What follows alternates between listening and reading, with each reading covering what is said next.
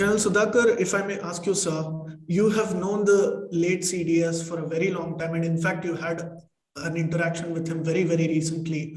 How do you recall him as a person? How do you know him, sir?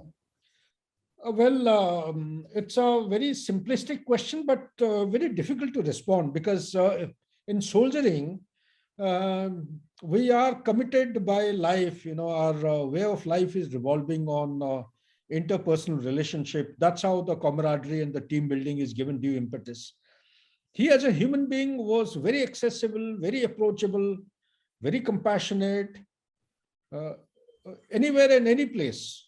As ADG PS, or when I was commanding Eastern Ladakh 3D, where the present nuances are evolving, or Deputy Commandant Army War College, whenever he came, particularly those classified information which could not be shared in the public domain, the Indian citizens don't know how much of hammering we do to the Pak along the line of control. But he used to come and take our classified session, show us the spike missiles which are actually knocking them off along the line of control, and interact with us at a very personal level, anything on everything. And one quick this thing, when I was colonel of the Maha Regiment in my serving tenure, I had started a thing called a General K.V. Krishna Rao Memorial Lecture.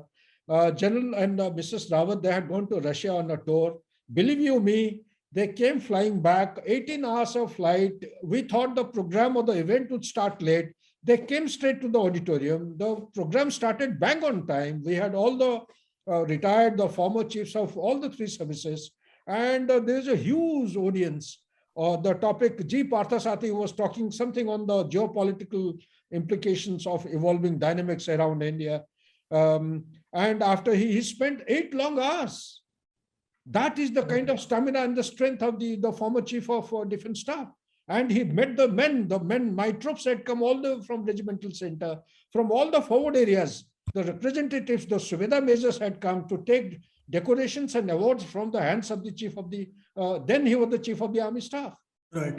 So a great learning, great visionary, the kind of steps that initiatives he has taken for the Indian Army and the armed forces, because as chief of defense staff, in such a short time, he's the first CDS in our country.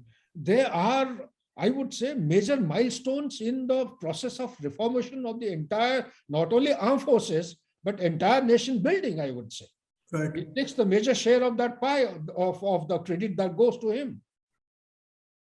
Please remember to subscribe to us and switch on the notifications for this channel.